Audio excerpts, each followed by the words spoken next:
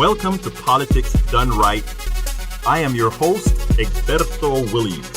This is the progressive program that will take the mystery out of politics. This is the program that will encourage you to make sure government becomes we the people. Whether you are liberal, conservative, or otherwise, you get to air your point of view. Remember, you can also send me a tweet to EGBERTOWILLIES. That is, at Egberto Willies. Let us engage. It is politics done right. 1, 2, 3, 4.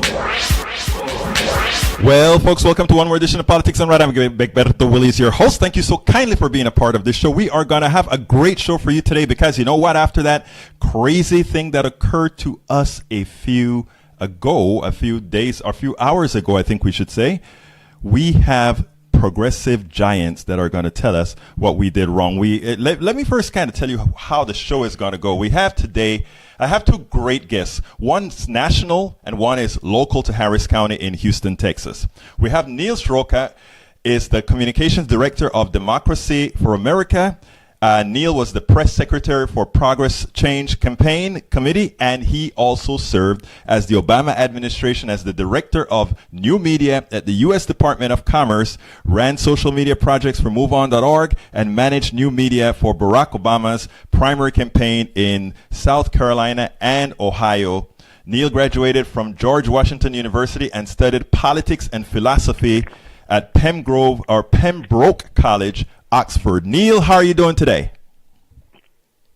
Great to be here, Alberto. So good to be with you. It's great to have you on. We're going to be right back with you. But our second guest is Senor William Bill McLeod. Is a Houston lawyer with his own practice, law office of William D. McLeod. He is a graduate of the University of Texas and Thurgood Marshall School of Law. He is often referred to as the hardest working man in campaign as he engages everyone all of the times. You know, with a different hue, I may actually call you James Brown, you know, but I guess I won't call you James Brown. He's here in the studio with me. He is the Harris County Democratic Party presumptive nominee and will be on the ballot as William Bill McLeod for County Civil Court at Law number 4. And earlier when I wrote the blog, I had a little mistake with his name, and on Facebook he kind of, hey, check that spelling, Egberto. Check that spelling. Well, Bill, we got your spelling right, didn't we? Yes, we did. Thank you. All right, we made sure and got that correct. We will discuss what many see as a Democratic cave and where does the progressive movement go from here. We will also discuss how to run a local race to win. And that's why I have Bill. Remember, he's really William Bill McLeod on the ballot. And he's going to talk about the way he's running and the way folks need to run. So folks, do remember this is a call-in show. Give us a call at 646-716-5812. Again, that number is 646-716-5812. What are your thoughts? Please make it known. Just give us a call. Follow on Facebook and Facebook Live or in Blog Talk Radio. We are here to serve. So Neil, my first question is to you. What are your thoughts? Yes. What are your thoughts of what occurred recently, just a few hours ago, with what the Democratic Party did in, well, I call it a cave. What do you call it? Yeah, I think that's right. To be honest, when I was up on Monday morning, I thought this was all going to be about progressives across the country standing up and backing up senators for being bold last Friday and being willing to shut down the government to stand up for undocumented youth. But instead, what we all had to do was go spelunking as the Democrats caved, and we had to explore what that cave meant going forward. But frankly, it was really a stunning display of moral and political cowardice. I think what happened was over the course of the weekend, and talking to a few friends on the Hill, apparently some members of the U.S. Senate started getting cold feet when we weren't out there, creating a cheering section for them on Saturday, and instead we were all rallying in the streets with women's marches across the country. But they didn't feel like they were getting enough love, so instead they caved and frankly made a strategically incoherent move that I think demonstrated for a lot of folks why they're confused about what the Democratic Party stands for. You know, if we don't stand up for fights like the ones that Senate Democrats started on Friday, then what do we stand for? And that's a real question, because at the end of the day, all the Democrats got out of this was a promise from known liar Mitch McConnell to maybe sort of have an extended discussion about DACA in a couple of weeks, and for what? Essentially, that means that tons of people's lives are going to be threatened by deportation going forward, just in the intervening few weeks. You know what's interesting, Neil? You're absolutely right. And, we had some discussions on this yesterday, and we have a great activist out of San Antonio who whose belief is that we didn't have, or meaning progressives didn't really have the power to contest, and that maybe they just had to do it. I share a different opinion. Now, my thing is, when you don't have the ballot or when you don't have the votes, what you can have is public opinion. And not only can you have public opinion, but you can actually frame public opinion. And what I think the Democrats failed to do pre-shutdown, during shutdown, and even now after shutdown is to frame a narrative. Number one, if for the narrative on DACA, in my opinion, was how do you break families up? How can a family values party do something of this sort? For the next, for CHIPS, where it's concerned, again, we could have changed the narrative so that whether you have the votes or not, public opinion force some sort of an action, and absent that, when businesses starts to suffer, you actually get results. What's your thoughts on that? No, I mean, I think there's definitely a lot there. I think when you're a minority party like this, you got to remember the Dreamers is one of these rare issues in American politics where 80% of the American people are with us and 20% of the American people are against us.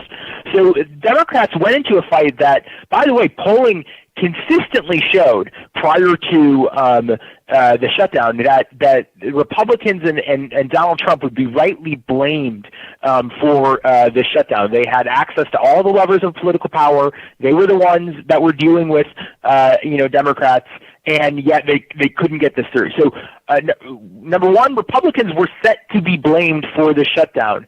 Two, Democrats were standing up and fighting on an 80-20 issue.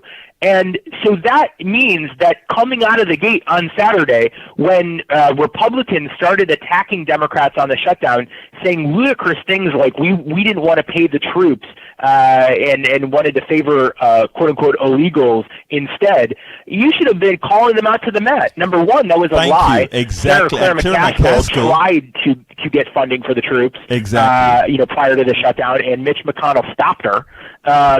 And number two, that this was entirely in Republicans' hands. They knew exactly what Democrats wanted, a clean DACA bill, and they refused to deliver on that.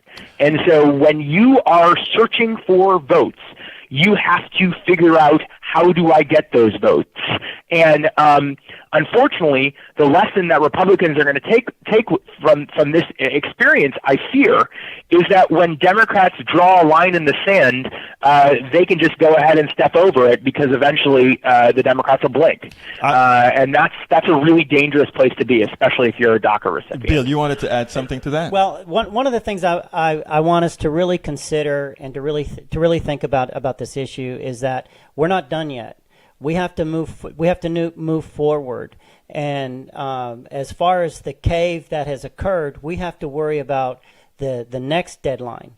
Now, we've got chips off the table, and the Republicans were great at messaging and great at framing that it was, we're going to let the children suffer for the military and for the illegal immigrants. And we didn't have the messaging to come back with that. They totally failed. Well, now we've got chips off the table.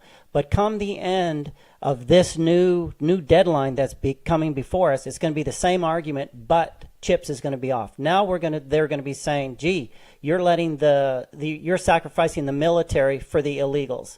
And if we don't get a control, if Nancy and Chuck don't get control of the messaging and get the message out there now, what's going to happen and how we're going to respond, we're going to be in the same boat. We need to get some gravitas and make some. It's interesting because going back to what Neil had to say about the military and what you're saying about the military, a good.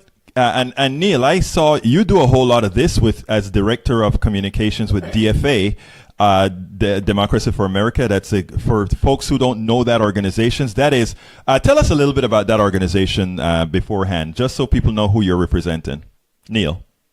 Oh, sure, yeah. Democracy for America, we're a 1 million-member organization. We were founded by Governor Howard Dean back in 2004 after his presidential campaign. But we're an organization that supports progressive, inclusive populist candidates up and down the ballot from president to dog catcher. So we'll endorse in a county commission race, but also endorse, as we did during the 2016 primaries, Bernie Sanders in the race for president. In fact, that was the first time we've ever been involved in a presidential primary. So we support progressive candidates, but we also work on progressive issue fights as a part of that candidate work. And so we've worked really closely with our friends at Creo Mobile and United We Dream on standing up for DACA recipients, fighting for a Clean Dream Act, and in general pushing for comprehensive immigration reform that legalizes millions of people who are Americans in all but some paperwork.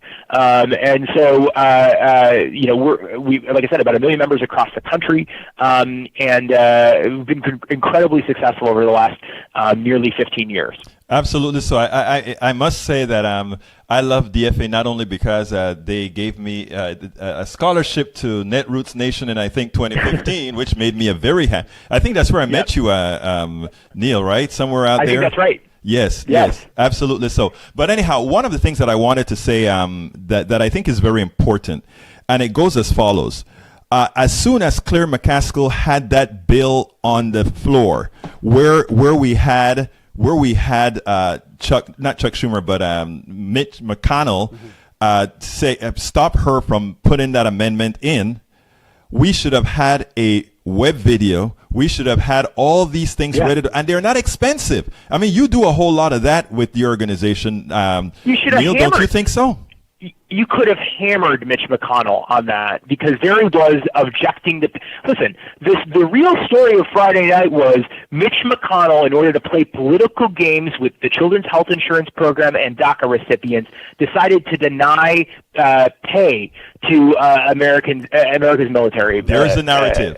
There is, and what I do not understand. That's exactly what happened. Yes, and what I don't understand is we have a truthful narrative. In other words, when we put those out, it is the truth, unlike the other side. When we say those things, they are truth. But we don't even tell the truth. We don't even spend the time to go out there and tell Americans exactly what's happening so that they don't get that skewed view of what's actually occurring in the country. Neil. Yeah, I think that's right, and we'll set it exactly right. While I am exceedingly, and I think many progressives are exceedingly upset about the cave that we saw yesterday. Mm-hmm. We have a fight ahead that we've got to wage. The Democrats, you did take chip off the table, and so now, prior to February 8th, Mitch McConnell either has to figure out some sort of deal that Democrats are going to possible to agree to, or he's going to have to put a bill on the floor to deal with DACA recipients, and folks are going to have to vote in the U.S. Senate up or down on DACA. We'll see how that goes. Frankly, there's a lot of problems with that strategy, not the least of which is even if something were to emerge from the Senate, how does it go about passing the fringe right-wing House that we have right now without funding the border wall and other racist monuments that Donald Trump wants to construct. But the point is that we do have a fight ahead, and if Mitch McConnell does shirk his responsibility and once again lie about his willingness to kind of put a deal with DACA, then we're going to have to shut down the government again, and we're going to have to do that after learning some lessons from this last time. Not the least of which is, as you've been talking about, having a really clear message about what DACA is and what DACA isn't. there are hundreds of thousands of stories that we could tell about what these DACA recipients are, how important they are to our country, and how American as they are, and how American these folks are, and how our communities need them. And that's something that I hope to see coming from members of the U.S. Senate is prepare for a real fight on why a clean DACA bill is essential to our country living its values. And if Mitch McConnell and Senate Republicans and House Republicans block that, we need to take them to the woodshed over it. No, I think the one thing that I was telling to one of our callers yesterday is I think it is high time for us now. I mean, Republicans tend to feel, well, we'll burn the whole thing down because they think that because they believe we don't have the guts to do the same. So what has to be done this time is hit them where it hurts, and that is in the business community. A shutdown of 3 days affects no business at all. A shutdown of 4 weeks starts to have an economic impact on the bottom line of these businesses, which affect the stockbrokers who are trading these businesses whose values would lose values and move on from there. I think they must know, or they must be willing to go through that. People have a tendency to say, well, then Americans are going to blame the Democrats. Well, how badly did it go for the Republicans in 2013? Very. That's right. That's right. Listen, Americans want their government to work, and they want both sides to come together. And if one side is putting forward wholly unacceptable propositions, just as Republicans are. When we talk about immigration with Republicans, every time we have that conversation, they lard up any legislation that we want to pass with more and more fringe right-wing things. We never talked about in previous iterations of comprehensive immigration reform about limiting the number of legal immigrants we are allowing into the country, right. or calling something like family reunification something vital, like chain migration, and trying to turn it into a dirty word. Right. The right in this country is focused on turning America into trying to return America to white majority. That's not going to happen. That's what this policy is all about. And we need to A, confront them on exactly what they're trying to do, and B, not fall into the trap of using the same language that they're trying to use as we're battling that out, and provide a clear alternative vision for the kind of country that we want to live in and the policies that we need to get there. And Neil, that's where you come in a whole lot of times. I watch how you as communication director, I watch exactly how you do it with the mailers that you send out. Keep doing that is all I can say. Keep doing that. How much more time you have to give me, Neil? I can give you a few more minutes. I got to run to another. We're all still trying to figure out what the fights that go next. So we have a few meetings today. Okay. Bill, did you have any questions you want for Neil? Well, I don't have any questions, but I just wanted to say, Neil, thank you for your insight and for the work that you do. And I do believe that our party, our national party, we do have to continue to look forward and learn from the mistakes that we've made, and hopefully that they'll learn from this last shutdown, this 3-day shutdown, this 3-day blink is what it really was, not even really a shutdown, and that we make some progress and that we continue to move forward. Well, Neil, before you go, tell us a little bit about what's that, Neil? I said I just want to thank your guests for running for office. We need more strong, committed progressives running for offices up and down the ballot. And I don't know if you have already, but make sure you apply for a DFA endorsement. If you go to democracyforamerica.com/endorsements, we invite candidates at all levels of office. Folks running from city council on up. To apply for a DFA endorsement. We'll look at your race and we'll try to get involved if we can, because the way that we're going to have stronger progressive fighters in the U.S. Senate is if we get an army of Elizabeth Warren and Bernie Sanders running the city council and county council and school board level to kind of build that bench going forward. So these local races, not only is it important, the work that's happening on the local level, and I'm sure you're going to talk about it more in the next segment. The Absolutely. work that happens on the local level is so important. That's where all these fights start. And so you need strong progressives there, just for that reason alone. Now, let me tell you, Neil, I hope you guys keep your eyes open at DFA Harris County. We are normally the test county because we're sort of representative of the entire country, and people use this county to kind of establish rules.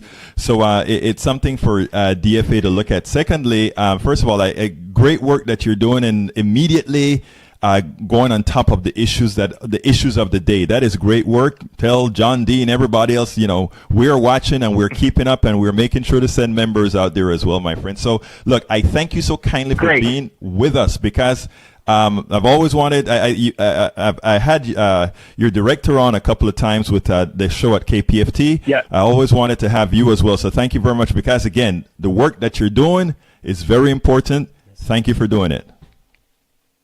Happy to be here. Good to talk to you soon. Thanks a lot, guys. You have a great day, Bye-bye. my friend. Thank you, sir. Okay, folks, as you guys know what time it is, right? But before we go to say what time it is, Bill, what you thought about that?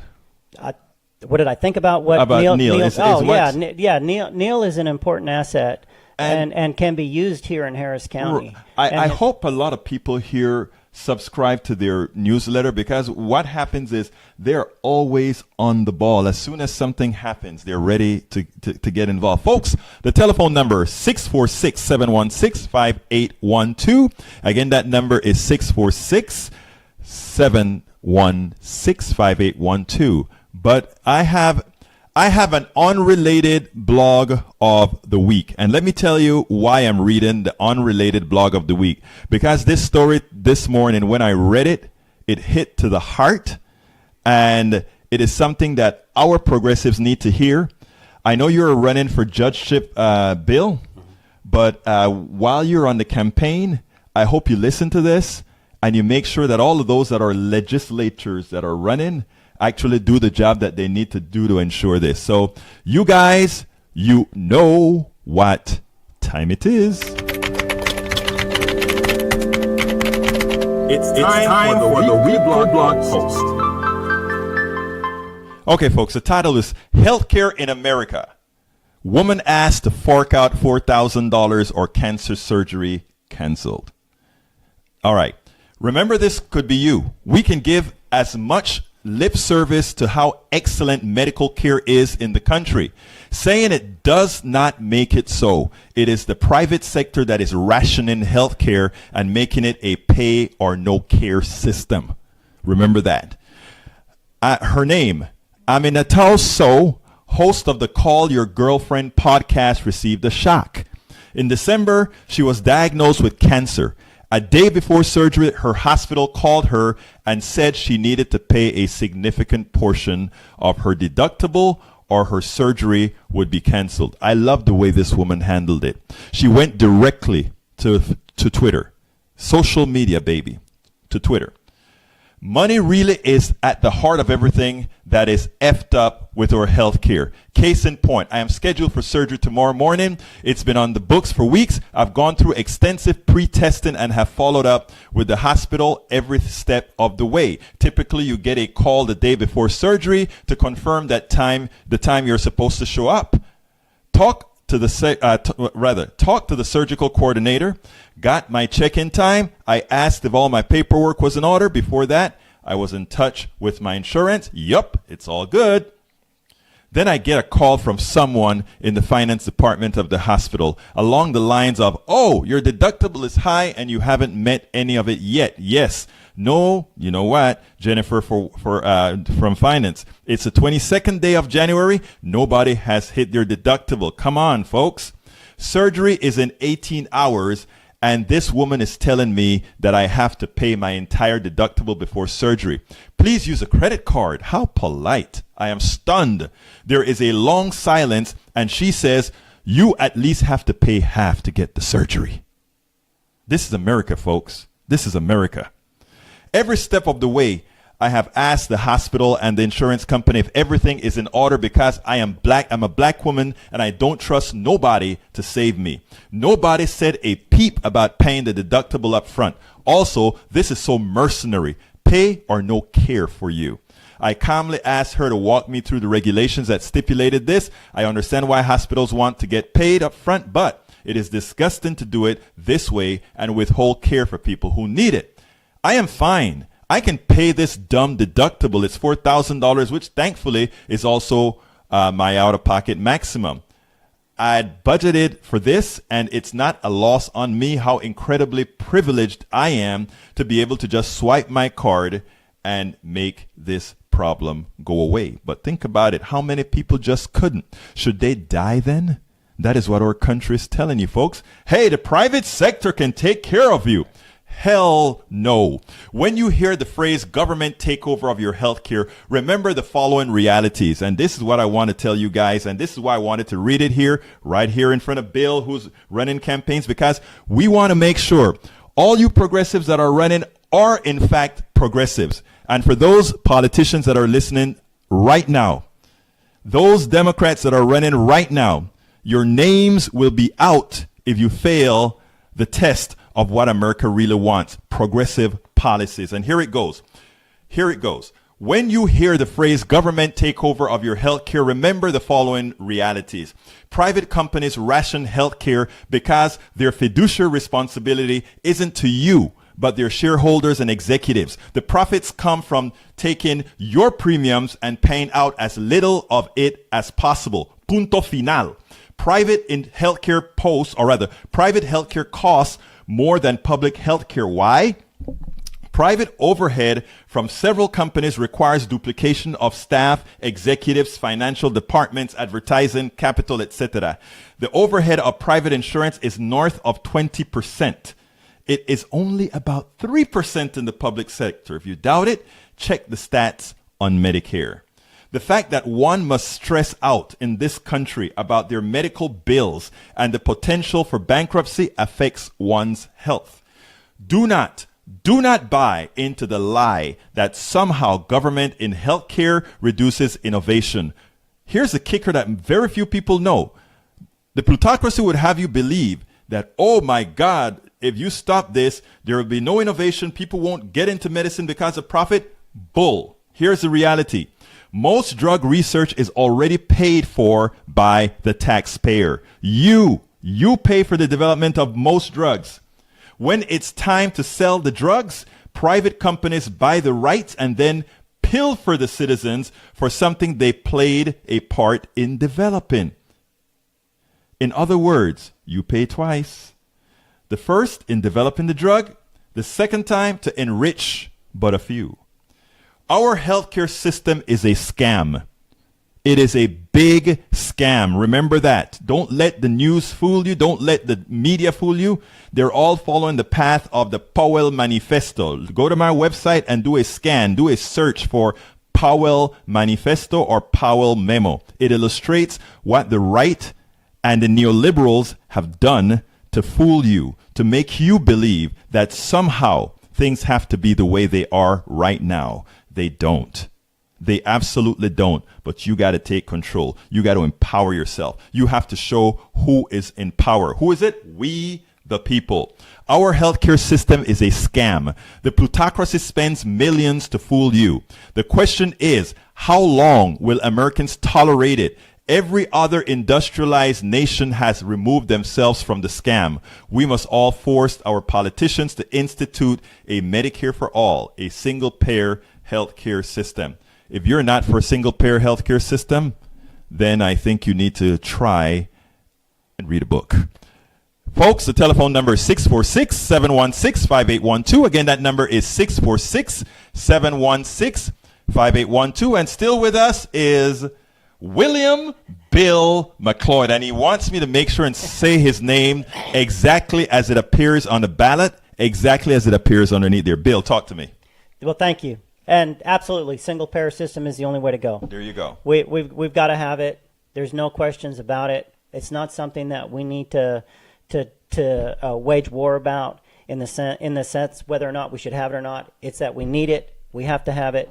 Now we need to get some politicians in there that are strong enough that will implement it and fight for it. And we don't have that right now. And so once we get that, we'll get there.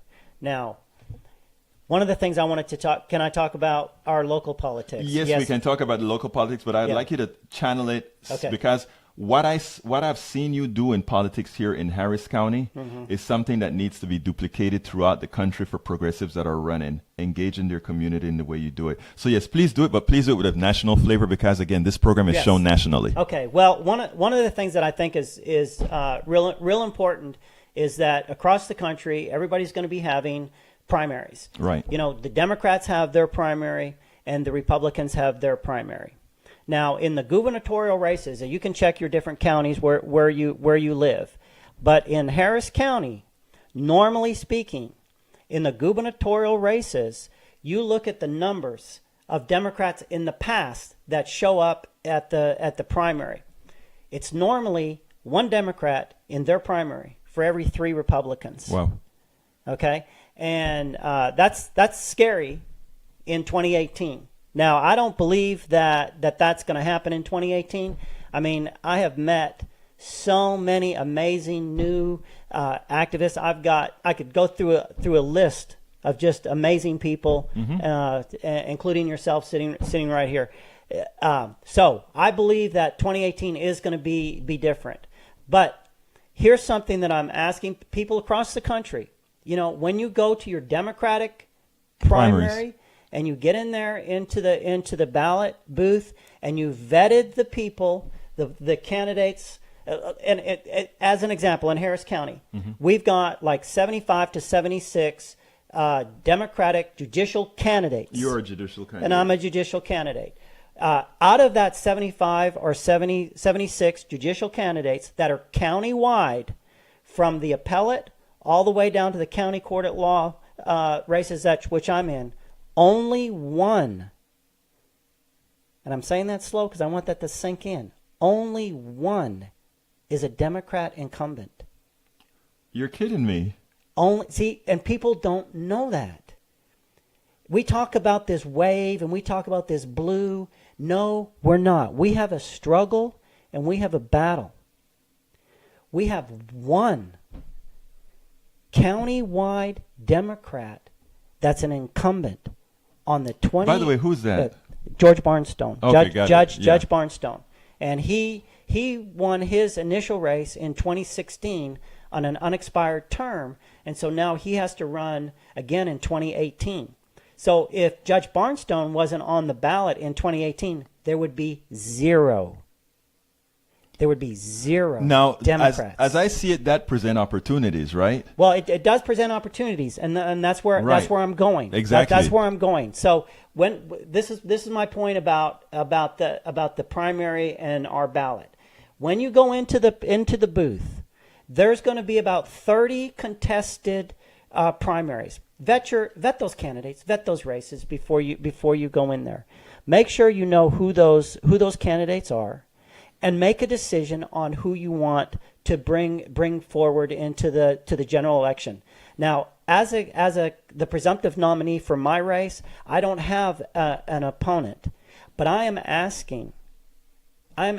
begging that if you go into that booth and you're going in that booth for a specific person that has a contested race, you vote for that person, and then you make sure that you go down the ballot and you vote for every single Democrat that does not have an opponent on the ballot in your respective counties. And I'm speaking of Harris County, but counties across the country. And let me tell you why that's so critical. Right, especially with the number contrast that you just said is what's amazing. It's so critical. It will finally in Harris County, if we can match, and other counties, if you can match the number of Republicans that actually go to the polls and pull the lever for their candidates, that will give credibility, that will give strength, that will give power. Right. And in power is voting. Mm-hmm. And another thing that's really important, when you combine all of those issues and you have voting, and the numbers match or beat your counterpart in their primary, and you have as many votes or more, you become a winner in the eyes. Now, and this is important, and I'm kind of scrambling it a little bit. February 20th is the early voting date that begins in Harris County. In Harris County. So you have to check your different counties. And if you're a Democrat, you go the first day. We need our numbers strong the first day of early voting.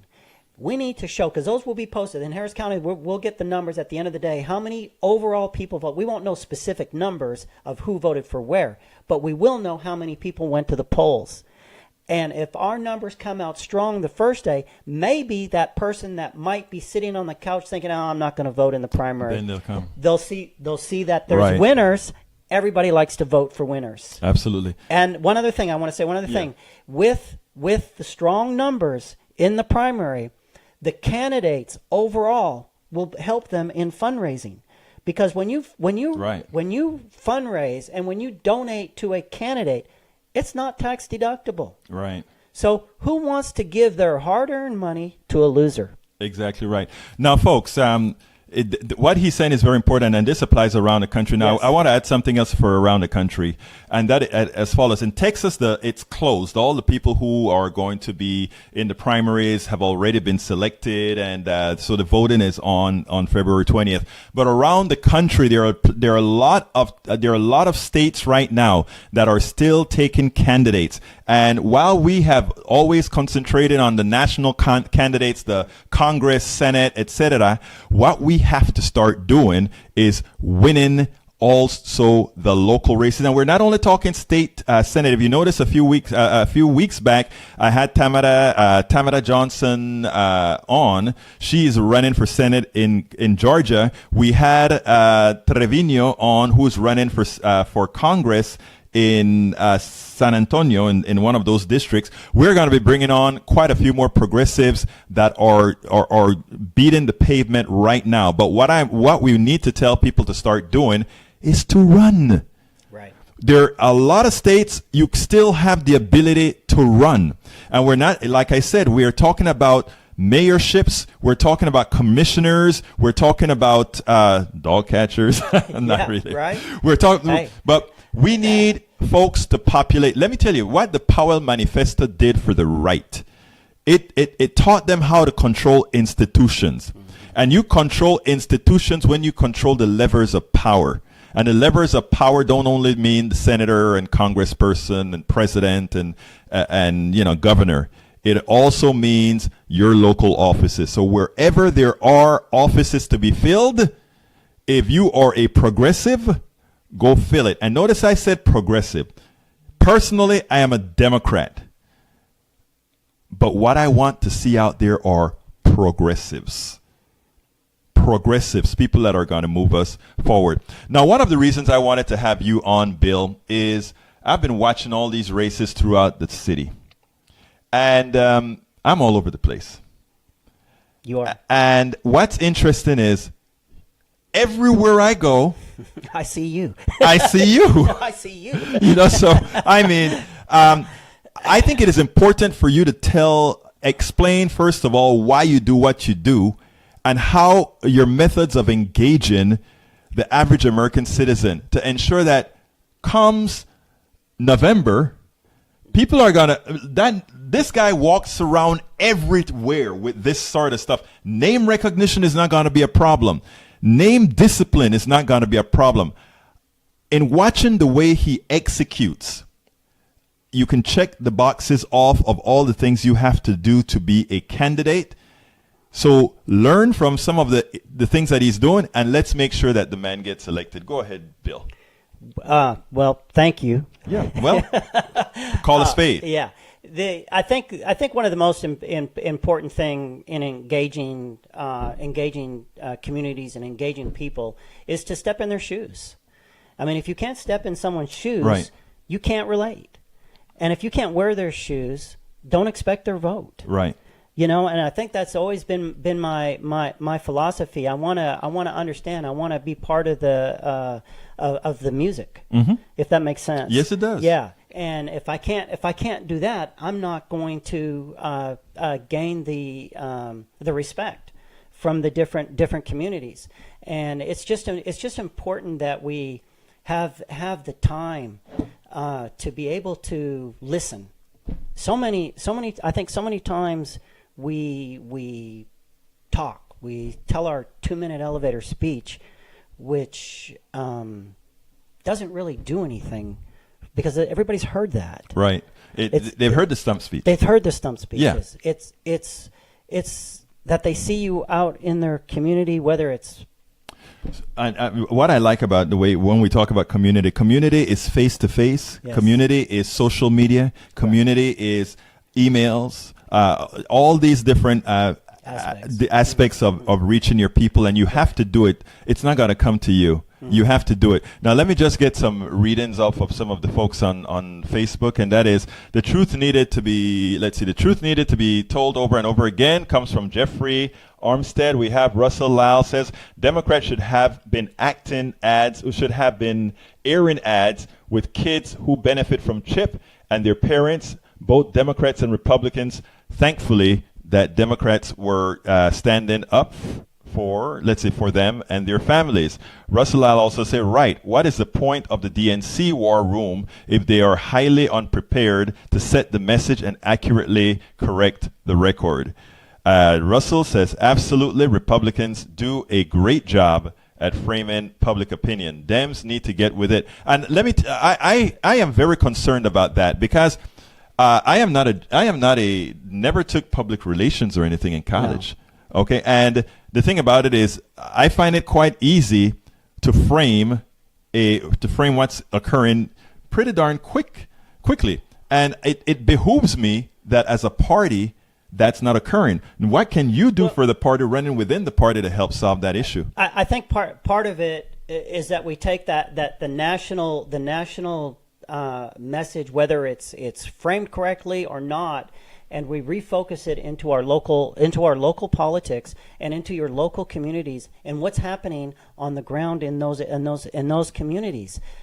Because I messed it up nationally doesn't mean that we mess it up locally. That's a very good point. In other words, you don't have to be led by the morass that goes on nationally. Correct. Exactly. We are our own people here. Right here in Harris County and across the nation. We have our own communities that we have the ability to reach out to and to talk to our voters. And again, I want to go back to our primary and to build strength. We talk about what we can do nationally. We can't do anything nationally, locally, unless we elect locally. And the only way we elect locally is if we go to the polls and we vote, and we give strength to our candidates. And that is so critical. And that's why I always say, take 3 people with you. February 20th, when our Harris County Democratic Party primary begins, take 3 people with you. And if you have to, instruct them. You vote for every Democrat that does not have an opponent. You show support. Tell them why. Well, you show them the support. You show them that you believe in the commitment. You show them that we have strength. You show them that we have numbers. And once we get those numbers and we match the number of voters that go to the polls on the gubernatorial races that the Republicans do in their primaries, we have power. And with power is voting. And it's so critical to get the momentum, because we need the muscle memory of voting. And if we can't develop the muscle memory voting, and we can't develop the willpower and the determination to say, hey, I've got 3 people and it's a goal, make a plan. I always say you've got to have a plan, and make your plan to make sure that you take 3 people in your area that you've picked out. I've picked out 3 people. I talked about my last Facebook Live. I've got one of my 3 people. I've got him lined up. Communicate with them. I always see him out in the parking lot in my apartment complex, and I am going to make sure that my plan is executed. And like I also said, you've got to have an alternate, just like in law. You know, in a jury, you've got to have alternates in case something happens to one of your people that you're going to take to the polls with you. So make sure that you have alternates, and then continue to take people, but go February 20th. Excellent, folks. The lines are wide open. We can take 50 calls at the same time, so don't be scared to call. The number is 646-716-5812. Again, that number is 646-716-5812. Do you have a local question that you want to ask Bill? Do you have a national question that you want to ask Bill? But in the interim, we have some interesting comments. There is a woman I'm reading her comment just to show some of some of the things that people would say. This one says, keeps I have to read this. Keep slanders far, far, far away from my Democrat Party. Progressives want everything free. He's her Hitler sidekick. The progressives should start their own party with slanders Palin ticket. Let me tell you why I read that. This person is a troll who wants us to believe that they're progressive, but they said the word Democrat Party. Mm-hmm. Always beware of the folks that are trolling. But we have Lewis Johnson, who said, Dems are reluctant to lie with their faces on. Republicans don't have a problem. Here's the thing, though, Lewis. Progressives don't have to lie. Exactly. Because they're on the right side of history, and they're on the right side of values, and they're on the right side of policies. All they have to do is speak. In other words, during this debate, during the shutdown, had Democrats just spoken, had they just placed an ad, had they just do the simple things, had they leveraged the Women's March, there's so much that could have been done. Bill. In the messaging, even 45, he even tried to turn the Women's March protest to his advantage, like they were protesting for his behalf. Exactly. The messaging, 45 is one thing he's good at, and that's messaging. And one thing that Democrats we have compassion, and we have love for humanity, and we have love for equality. And that's something that the R's have no understanding of and do not accept. Now, this is interesting. Chase K. Escamilla says, fire with fire, focused on the thing in the political football game. Digital revolution is most critical for the states. Policy should not be built on emotion. That is very true. Now, I just want to say something about digital since we mentioned digital.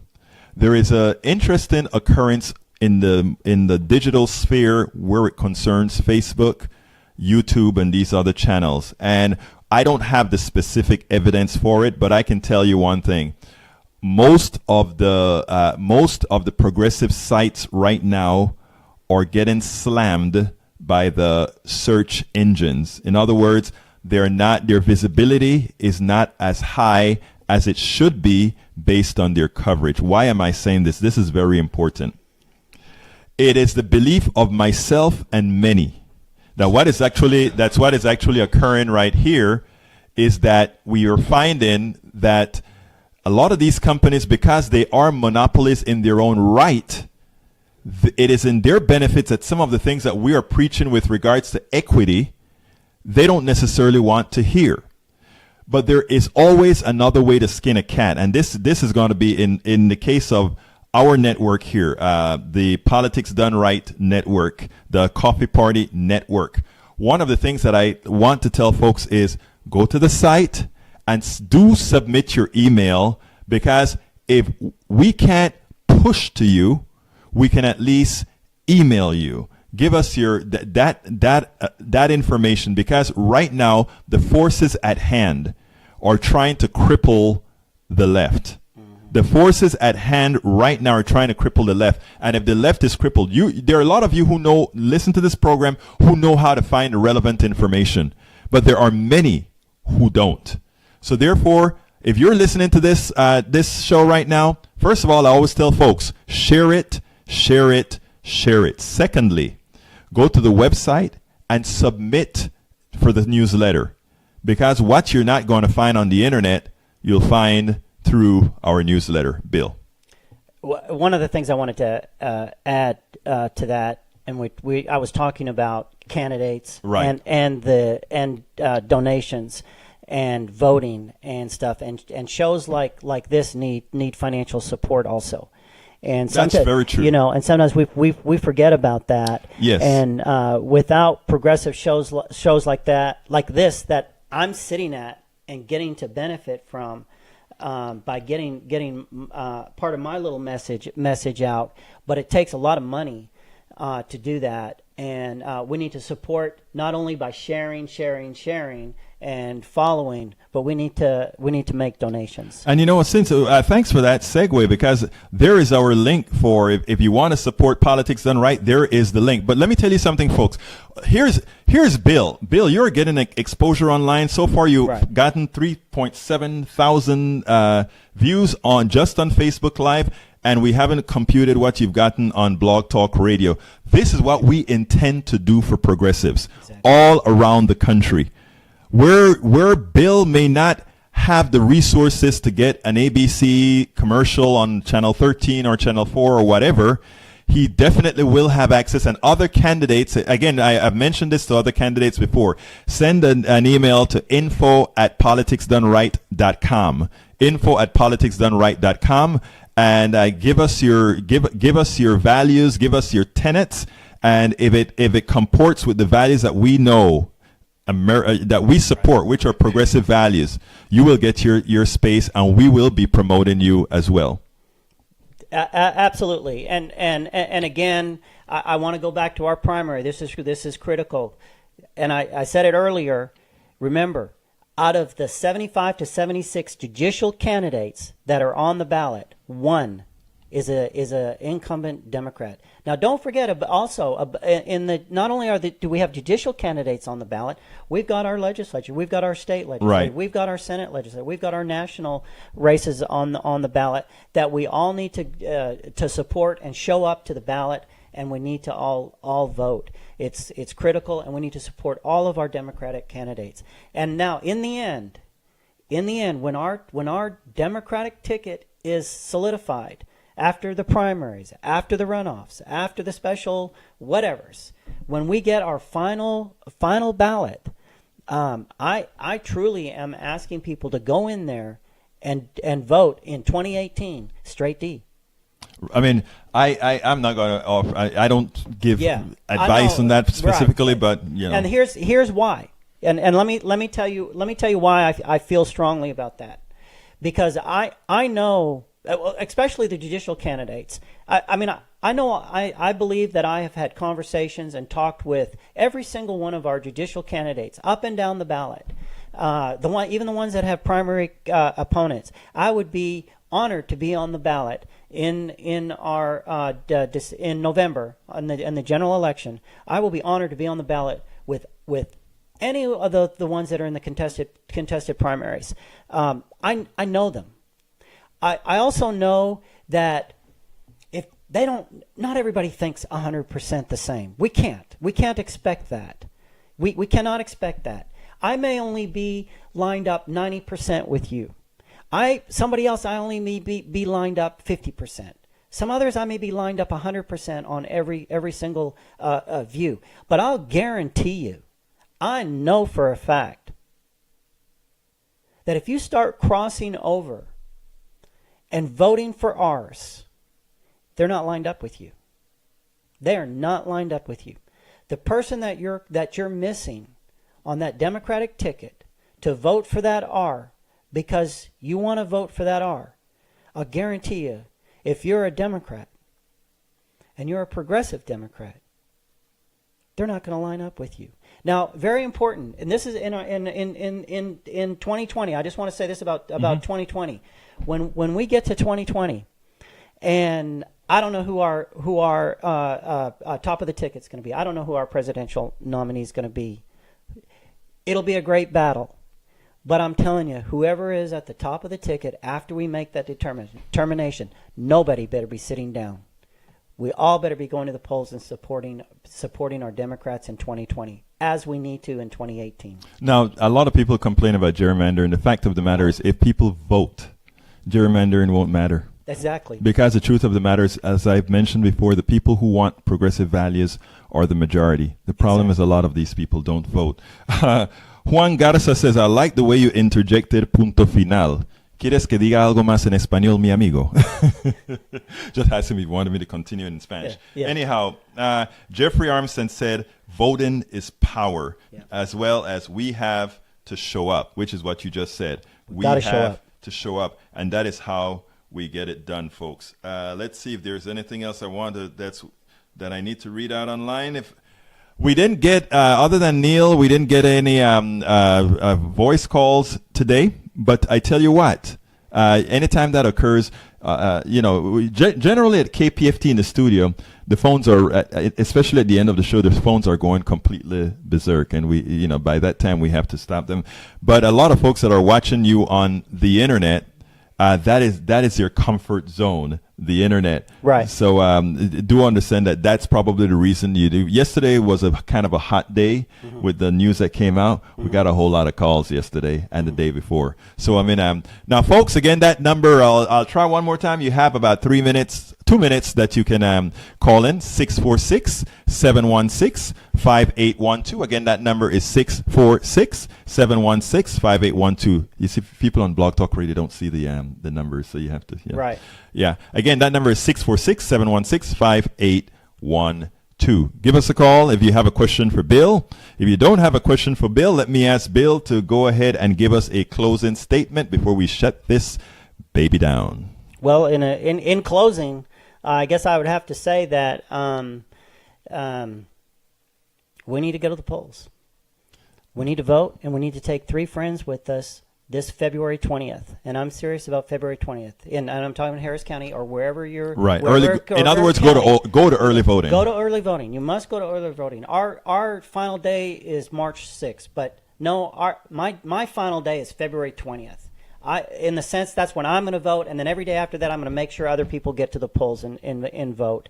And again, we need to vote for all of our Democratic candidates on the ballot that do not have primary opponents. Again, that brings credibility, that brings strength, that brings momentum, that brings power, and power is voting. And if you want power in our, we talk about the gerrymandering districts, if you want to have power, vote. And those gerrymandering districts won't matter, but then we'll get to realign those districts. But I have another thing that a lot of people don't take into account, and I'm going to have to shut it down pretty soon, but this is very important. A lot of districts are gerrymandered based on those people who vote. Yes. But here's this. Let's look at CD2, the district that we're in here, Ted Poe's district. Right. It was gerrymandered because a whole lot of Republicans vote, but it also has a whole lot of Democrats and others here. They don't vote. You know what happens if these people vote? The gerrymandering means nothing, because what would get reflected now is the true makeup of that particular community. And our contention is no community in this country is really majority Republican. None. It doesn't hold water. Folks, thank you so kindly for being a part of the show. I appreciate your eyes. I appreciate your ears. We don't do this just for the sake of doing this. We do this because we want you to go out and make a difference. You make a difference as a progressive. That is what most Americans want. That is where American values are. My name is Egberto Willies. This is Politics Done Right. I'd like to thank William Bill McLeod. 90 and I seconds. said your name. That is the way it appears on the ballot. William Bill McLeod. Thank you for showing up. And for other candidates out there who want to be on the show, we're going to bring some from out of town as well. But we'd love to have you on the show. Go to info@politicsdoneright.com. Thank you so kindly for listening. And don't forget, if you have the wherewithal, support Politics Done Right and support other shows as well. This is 60 how seconds. we are going to make a difference. We cannot allow the plutocracy to shut us down because they are funded and we are not. You have a wonderful day, and guess what? We're out.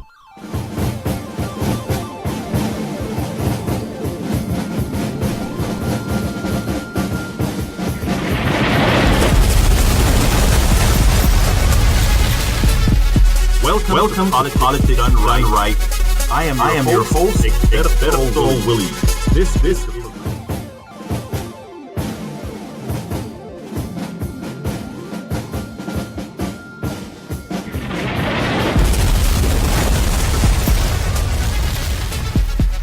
Welcome to Politics Done Right.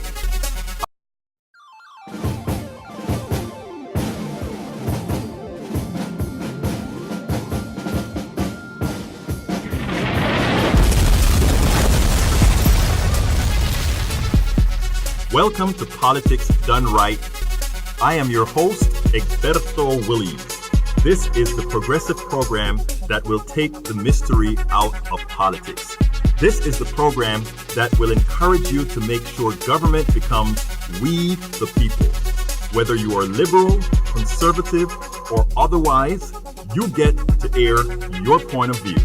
Remember, you can also send me a tweet to EGBERTOWILLIES, that is, at Egberto Williams. Let us engage. It is politics done right. 1, 2, 3, 4.